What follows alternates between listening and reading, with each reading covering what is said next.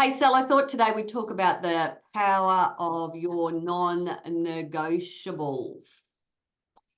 So Yes. as we go through life, as we get older, we're generally navigating new territories as far as, our health and our fitness is concerned. Particularly when we get to our 60s, we might find that we have some type of chronic health condition starting to raise its head, or we could be looking after grandchildren, or helping with aging parents, or, having a significant aging person in our life as an example. So we really have to think about how do we navigate everything that's going on in life.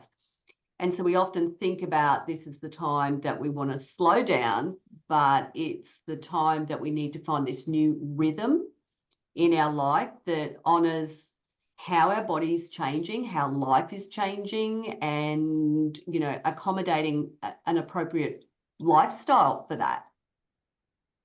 Mm-hmm. Yeah. And I think now is the time when it's busier. Oh, It seems to be, I was dropping my yeah. daughter off at work before, and I'm driving home, and I'm going, I feel like I'm busier than I was when they were kids.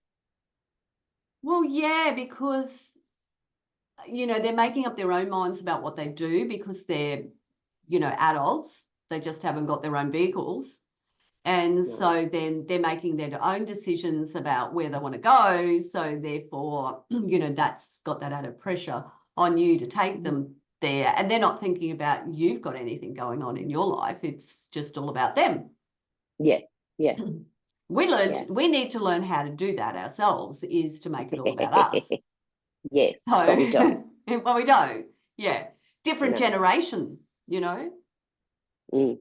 And the different way we were raised was to think about other people. And it's not that this generation doesn't think about other people, they do, but they also understand the importance of taking care of themselves and what their needs are. And that's a good thing. That is totally a good thing. Mm. Now, I think these daily non-negotiables are about these small, consistent acts of self-care, self-worth, and about that commitment to what you're going to do each and every day, no matter what. And it's not so much about the intensity or the duration. It's just about showing up for yourself in a way that supports your health and your well-being. Yeah. So it's shifting it from that concept of perfectionism to making progress, which makes it therefore more accessible and sustainable for us. Yeah. Yeah. So I think the first key to it, Sal, is that consistency over intensity that I just mentioned. So being regular, as an example, with some type of fitness routine, even if that is only 10 minutes a day, that's going to yield more long-term results than actually doing one super, super intense workout once a month. Yeah. Yeah. Yeah. Once a week.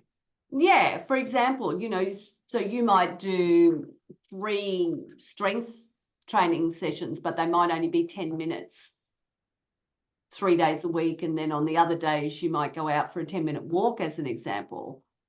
That's going to be far better for you than to go and do, yoga once a week. Yeah.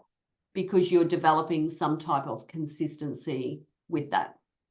Yes. And it's something that you're doing each and every day. The next thing that I had down was about flexibility. It's giving you, these guidelines that allow you to adapt your day. And it can be based on how your energy is, or any other health considerations or injuries that you need to take into account. So it's not hard and fast. It's just, here's what I'm going to do. but I need to be able to be flexible with that thing as well too. And I think I'll explain that a little bit more detail with the next point, which is building momentum. So, you know, those small daily actions create that positive feedback loop in your head, which means you're then going to make more healthy choices throughout the day. Yeah. So, and I think that there's that positive impact on your emotional and your mental well-being because you are honoring your commitment to yourself as well. Yeah. Is there Yeah. anything else that you would add into and why it you're works? feeling, I think it gives you, what's the word I'm trying to look for? As I said at the beginning, you know, our lives seem to be a lot busier. And we got grandkids, kids, you know, you have an aging mother. So you're getting pulled in all these different directions. Yeah. But if you have these things that you stick to every day, and as you said, no matter how small, because it's what can you do today to honor that, I think it gives you a little bit of grounding in your life. Yeah, absolutely. You know, this is a part of my normal day-to-day thing. Yeah. This part never changes. This part can always be chaotic and pulled in different directions, but this part will never change. Yeah. Yeah. And look, as you know, Sel, we now have 2 grandchildren living with us full time. And so it would be extremely easy to get out of bed and go into, you know, parenting mode and everything else that has to be done. But it's not what I do. I will get up early. I will go outside before the sun comes up. I will do a walk outside. And that's just about me allowing myself to naturally wake up. Yeah. And to nurture myself. I will do my workout. And it's funny because they've been here 13 weeks. And when I come out of this room, because this is where I do my workout, they go, "Have you finished with the ladies now?" And I go, "Yes, I'm finished with the ladies now." "Oh, good." And, you know, so then the day begins with them. So, and I'll hear them, they're sitting in the next room, you know, natter, natter, natter, but they know that I'm here and they don't get loud or anything like that. They've adjusted to that routine. So, Yeah. you know, here I am creating my non-negotiable, which is to work out or to run a session, to work. And they know Yeah. what that is. And I think that's positive reinforcement for them as well. Yeah. I mean, you're teaching them a lesson. Yeah, and that's such a valuable lesson that you're important, your self-worth and caring about yourself is important. And I think, you know, I these think little... too, it's teaching them respect and boundaries too, which is good. Oh, absolutely. Absolutely. I think also, you know, it's a good lesson for them because it may not be something that they've been exposed to either about, you know, caring about yourself, you know, I'm good enough because, you know, they are words that they've said, you know, I'm not loved. I don't, you know, all those types of words, I'm not good enough. So, you know, they've got those things in their heads already. And that's very, very sad. But, you know, we're slowly changing those things. So I think that's good. How do you go about changing, you know, the non-negotiables for your needs is where we need to go next. So, and I know for us here at Strong Healthy Women, we focus on those 4 key elements, those foundations, you know, which are stability, flexibility, strength, and endurance. So that might sound like a lot, but a lot of exercise routines that you do can incorporate many aspects of this, depending on how that workout is designed. Yeah. Yeah. So if we were to use, let's say, stability as an example, you could stand on one leg every time you got up. You could go, okay, I'm going to balance on one leg and I'm going to do it for 1 minute. Yeah. The other option is to do a short balance routine before you go to bed, as an example. What other ideas have you got around stability? There was a show on Channel 9 recently, and they were talking about I think it was called like How Old Are You or something. Yes. Yes, and one of the exercises they did with the balance one was standing on one leg, knee up, arms across your chest, and close your eyes. Close your eyes, yep. Yeah. So I think that would be a wonderful one to incorporate into your day. And, you know, the goal was how long can you do it for? You know, so you could set your timer and each day see if you can go a little bit longer, a little bit longer, a little bit longer. Yeah, and then, you know, one of the other aspects, and I think I did a reel on this, you know, last week, was to, when you come back from a walk, as an example, or when you're going to go into the house, rather than just taking your shoes off, you know, sitting down or standing to take your shoes off, take your shoe off standing on one leg.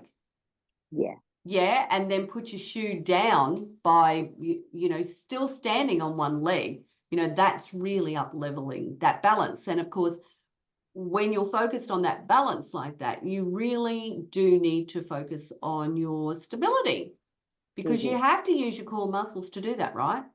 Yes. Yeah, because as an example, you could go to, for example, a Pilates session and never really engage your core. Yeah. You could go, you could do a plank and not really engage your core. Your core, yeah. Yeah. So, you know, and that's where that mind to muscle connection is so important when you are doing anything at all. Yeah. If we move to flexibility, Sal, I'm just thinking about maybe stretching in the morning. You could even do your stretching in bed. You wouldn't even have to get out of bed. You could do things in bed, right? Yeah. So that's a pretty easy thing to do. And stretch like a 4-year-old. You know, I got Landon out of his. Landon has his sleep sack that he sleeps in. And we unzip it of the morning and it's that. And then the legs kick out and he's stretching. And it's like, I did it one day. I was just laying doing stretches with ladies. Yeah. And just moving your body in different directions and stretching. And it just felt so good. Yeah. I often talk about that childlike stretch, you know, think about what you used to do. You know, mum and dad or whoever would come in and say, time to get out of bed, Peter. And you go, yeah, okay, I'm awake. You know, the arms would go up over your head. You'd stretch out, you wiggle through your hips and, you know, and arch to the back. Arch the back, And you getting that blood moving through your body. So, you know, and one of the things that we hear quite often is, you know, when we wake up, we feel stiff. Yeah. You know, we're achy. Well, you know, just get the blood moving a little bit through your body. So that's one thing you could do. I think also practicing some range of motion type exercises for the joints for mobility is really important as well too. So lots of things you could do there. Yeah. If we moved on to strength, Sal, you know, I could stand here, I suppose, and do body weight squats or do some wall push-ups as we're talking. That's an option. Yes. Yeah. So I'm just sitting here on my chair being basically lazy now. You did have your leg up before, keeping that door shut. I did, yeah, I did. The other thing you could do is use like household items to do a strength workout as well too. I love backpacks. Backpacks are great. Oh, yeah. Like you can put it on your back or you can carry it by the handle at the front. So you could use it like a kettlebell as an example. Yes. or like a rucking vest as such, you know, if it's on your back. And when you've got something on your back like that, you're then having to use your stability a lot more as well. So that's how you can incorporate two things into it. Anything else you want to add into strength as an example? Well, I remember when we were in lockdown or we had just gone into lockdown. So it was, you know, like, you know, we had to leave the hall, you know, it was just this is what's happening. And so a lot of our ladies didn't have weights, didn't have dumbbells. Mm-hmm. And, you know, a few of them incorporated the 2-litre milk bottles with sand in them or water in them, you know, and using that as weights. Yeah. And then we ended up, because you couldn't buy them because there was an influx of everybody buying them online, they couldn't get them.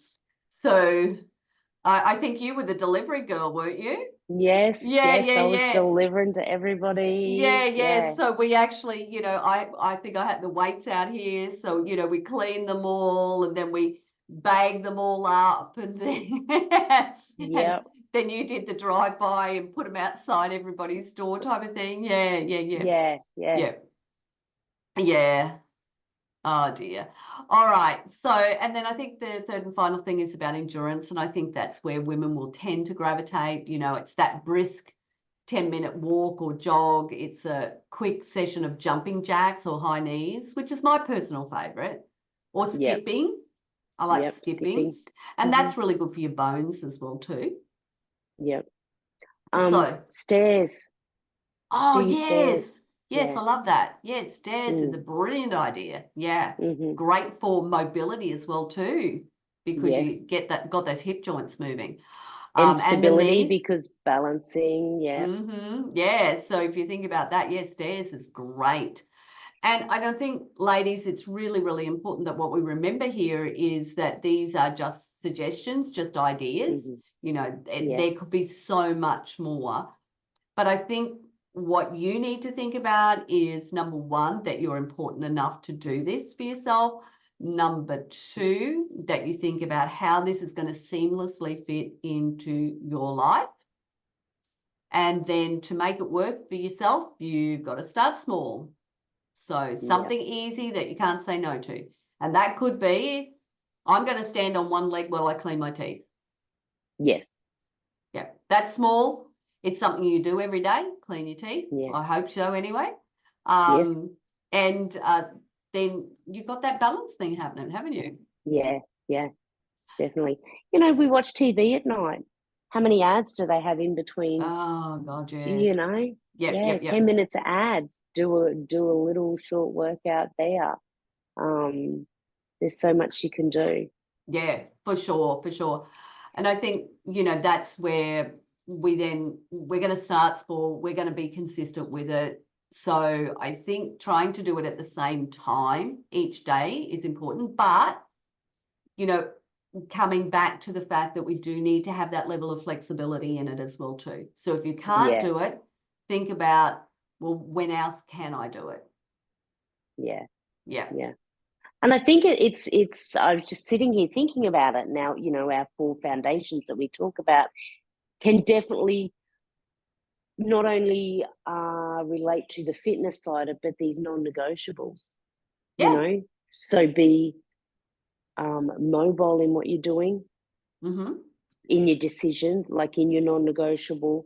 Be flexible. So if you can't stick to what you normally do, be flexible with it.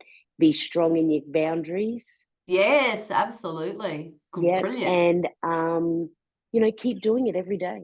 Yeah, absolutely. And I think the other aspect of it is, and us women don't do this enough, which is to celebrate those wins, acknowledge that I was consistent, and no matter how small it was, I'm awesome. Yeah. And that's so important that we do that. Absolutely. And then I think the other aspect of it is to reassess it regularly, because as you develop, as you get better at things, then those non-negotiables might change in some way, shape or form. Yeah, that's exactly right. And they could also you know, we are that age group that do start having the aches and pains and what sort of and whatnot. You know, so if your non-negotiable has changed because of an injury, you know, I'm thinking about Robin at the moment. Yeah. It's also important that when you do start coming back, that's where that's gonna you're not going to be able to come back to straight where you were No. when that injury happened. So you have to think about, okay, so how's that going to fit into my day? And I think Can't get my words out this afternoon. It is Friday though. It is. And I think the other thing, Sal, is that this is just not a fitness hack. It's a reminder to yourself to care about yourself. Yeah. It brings you back to you being the center and celebrating the woman that you are. Yeah. Yeah? Yes. Anything you want to wrap up with? No, I think we've covered everything. Yeah. I think probably the most important thing is that life after 50 does have unexpected turns. It's constant. And that's because, you know, the people around us are aging as well too.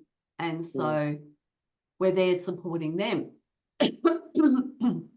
So that can actually have a big impact on life as well too. So those non-negotiables, they keep us anchored. And they keep us focused on who we are. And I think that we understand this better than anybody because we are coaches. Yeah. We're over the age of 50. I'm over the age of 60. Sue's over the age of 60. So we get it. We understand it. Yeah. And we are constantly having life pulling us in all different types of directions. Yeah. So we understand how important these non-negotiables are and what that looks like for each and every one of us.